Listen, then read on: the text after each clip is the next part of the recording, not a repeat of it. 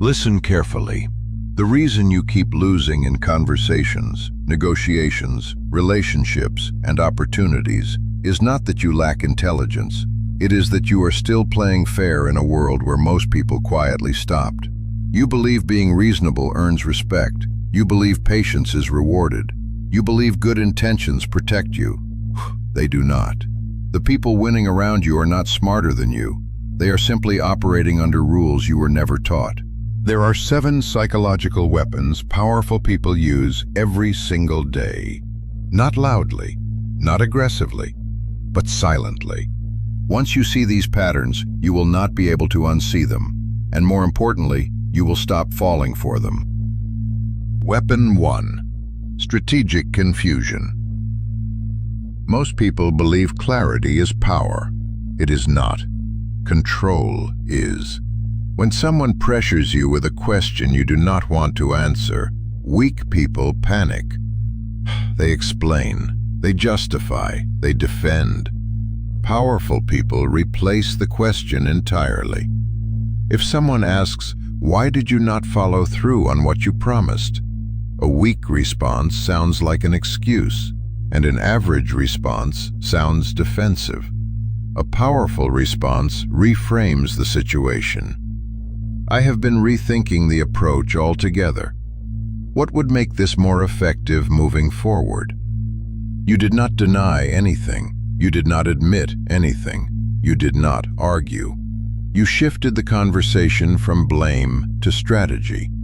Strategic confusion is not about being vague. It is about deciding which questions deserve answers and which ones get overwritten. The person who controls the frame controls the outcome. Weapon 2. Selective vulnerability. You have been told vulnerability builds trust. Sometimes it does. Sometimes it simply gives people instructions on how to hurt you. Powerful people understand that vulnerability is a tool, not a lifestyle. They reveal weaknesses that make them relatable. They hide weaknesses that make them controllable. Telling your team that you are still figuring things out can build trust. Telling a competitor that you are struggling makes you pray. Telling a partner you have been hurt before can build intimacy. Telling a manipulative person the same thing teaches them exactly where to apply pressure. Selective vulnerability means revealing what humanizes you, not what destabilizes you. Uncontrolled vulnerability is a leak. Controlled vulnerability is leverage. Weapon 3. Preemptive framing. Whoever defines the situation controls how it is judged. Most people wait to be accused before defending themselves. By then, the narrative is already set. Powerful people frame first. If you miss a deadline, the weak move is waiting to explain yourself. The powerful move is defining the situation before anyone questions it. For example, I deprioritized one task to focus on a higher impact objective. I wanted to confirm that was the right call. You did not confess. You defined what the situation meant. In relationships, the same rule applies. Address distance before it becomes an accusation, and it becomes self-awareness rather than neglect. Preemptive framing is not lying. It is refusing to surrender control of the narrative. Weapon 4. Emotional non-reaction. The person who reacts first loses. The person who reacts emotionally loses faster. Power does not come from having the best argument. It comes from making the other person reveal themselves. When someone provokes you, they expect resistance. They expect emotion. They expect friction. You give them stillness. You do not rush to defend. You do not match their tone. You do not explain yourself. Their aggression begins to look excessive. Their accusations feel unstable. Their emotions expose what words never could. Silence in the face of chaos is destabilizing because it forces people to confront themselves without the distraction of your reaction. Weapon 5. Mirrored investment. This principle alone can save years of wasted energy.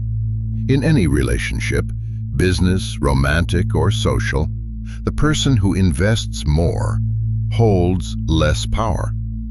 Mirrored investment means never caring more than the other person does. If they reach out occasionally, you do the same. If they cancel repeatedly, you become less available. If they delay, you slow down. This is not pettiness. It is self-respect with boundaries. When you consistently over-invest, you train people to undervalue you. And here is the moment most people recognize instantly. The moment you stop chasing is the moment they start wondering why. Attention withdrawn creates awareness. Weapon 6. Implied alternatives. The moment someone believes you have no options, the dynamic shifts.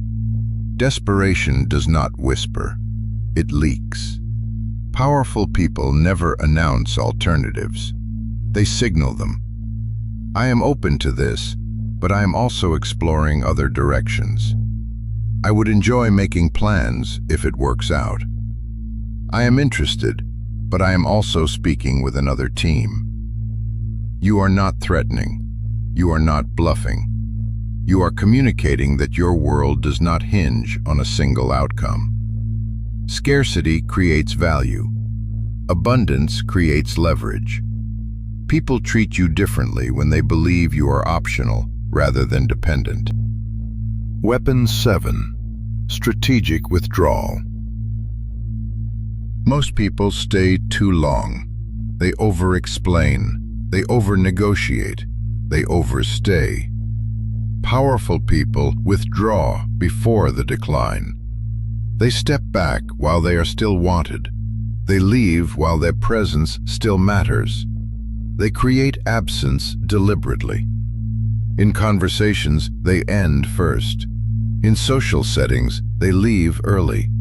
In careers, they explore options before desperation arrives. Withdrawal creates a vacuum, and vacuums demand attention. Presence has power, but absence multiplies it. These are not tactics for manipulation. They are protections against exploitation. The most dangerous players do not announce their strategy.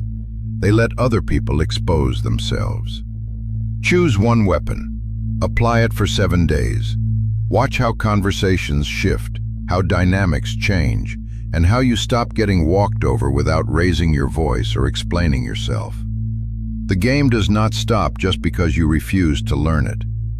Choose awareness over naivety.